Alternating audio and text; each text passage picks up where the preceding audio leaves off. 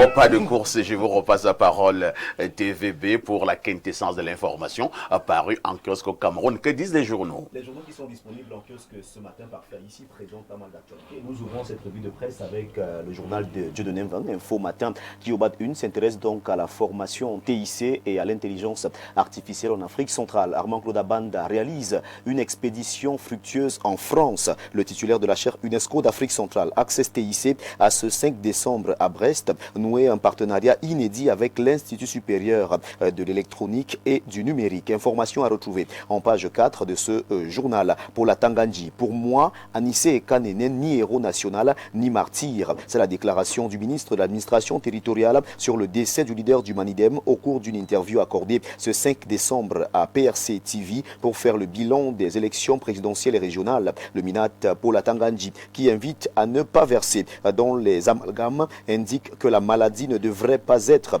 un passe-droit pour violer les lois de la République. Retour sur cet entretien, c'est avec Info Matin numéro 1929 de ce lundi 8 décembre 2025 en page 3. Le messager qui est en kiosque reste dans l'affaire Anissé Ekane et titre en une. Affaire Anissé Ekane, trop parler ces maladies, interrogation à retrouver en page 3, alors que les récentes sorties de Paul Atangandji suscitent une vague d'indignation au sein de la classe politique et de l'opinion publique en pleine période de deuil national. Le ministre de l'administration territoriale persiste et signe qu'il est au service du président de la République. Après une sortie de la délégation de l'Union européenne, le recadrage du gouvernement est présenté ce matin en page 2 du journal Cameroun Tribune, le quotidien bilingue gouvernemental que gère Marie-Claire Nana. Dans un communiqué signé vendredi dernier, le ministre de la Communication, porte-parole du gouvernement René Emmanuel Sadi, rappelle aux partenaires européens que le Cameroun est un État souverain et ne saurait recevoir d'injonctions étrangères. Il invite la délégation de l'Union européenne au Cameroun à plus de réserve et de retenue après une note publiée par cette mission diplomatique interpellant avec condescendance les autorités camerounaises suite au décès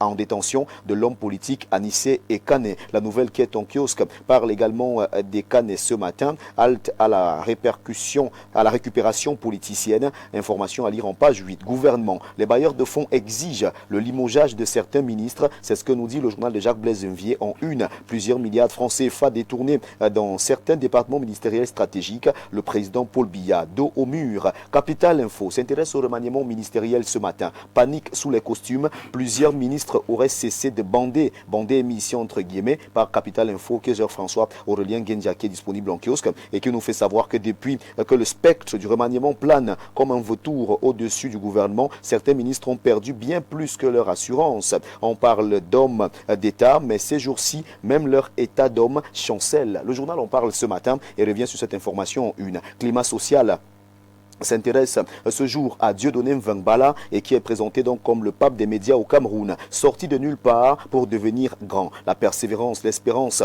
la foi et la générosité, Dieu élève les humbles et les pauvres de cœur pour rabaisser les orgueilleux. Après tant de persécutions, de misères et de souffrances, Dieudonné Mvang aujourd'hui PDG du groupe La Météo, hier enfant né de parents pauvres et d'une famille démunie, a connu dès sa tendre enfance des hauts et des bas. Mais sa foi, sa persévérance, son humilité et sa générosité font de lui aujourd'hui une grande élite de la société camerounaise. Ce sens du partage vient du fait qu'il a traversé des moments difficiles. C'est ce qui a forgé en lui cette personnalité. S'il avait été soutenu par l'État du Cameroun, il aurait fait encore mieux, d'après ce que nous dit le journal d'Emmanuel Mombok Matip de la page 6 à la page 7. Des News s'intéresse au docteur Samuel Eto'o fils, stature mondiale indiscutable, aura inégalable. En effet, Samuel Eto'o reste pour ses compatriotes, toute proportion gardée, le seul président de la Fédération camerounaise de football qui arrive pas pour s'enrichir personnellement, mais pour enrichir les footballeurs. Information à lire en page 4 du journal des News.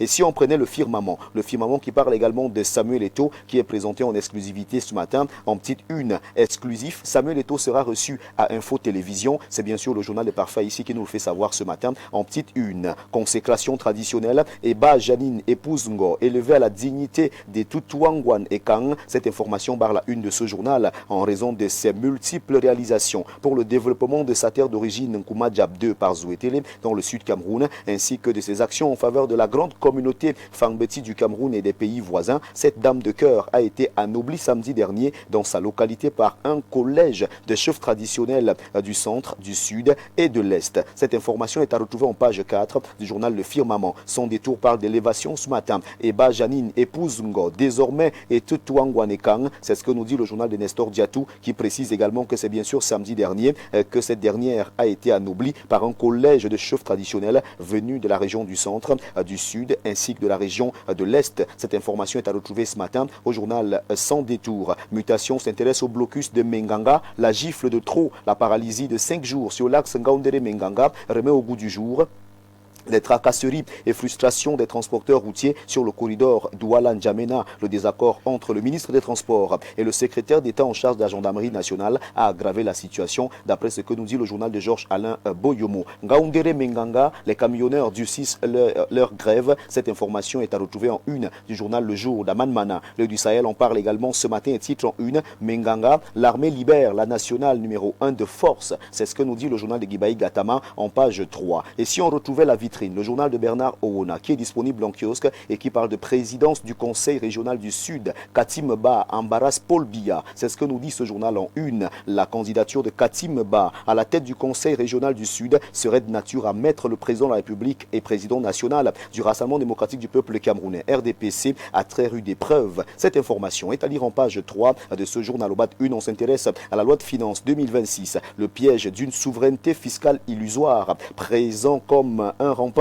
de résilience face à la persistance des turbulences mondiales. Ce projet de loi est avant tout un exercice d'équilibriste politique et financier. D'après ce que nous dit donc le journal de Bernard Ouna ce matin, la vitrine, ce journal qui nous permet d'ailleurs de mettre un terme à cette revue de presse Acte 2 sur Info TV ce lundi matin. Mesdames, Messieurs, de votre aimable attention, infiniment merci. Et sachez tout simplement qu'avec 400 francs CFA seulement, vous avez votre journal disponible en kiosque. Il s'agit bien sûr de 2 pièces de 200, 4 pièces de 100 francs, 8 pièces de 50, 16 pièces de 25, 40 pièces de 10 francs, 80 pièces de 5 francs, 400 pièces d'un franc CFA seulement collectées. Et votre journal vous est servi. Merci El Perfecto pour cette magnifique tribune.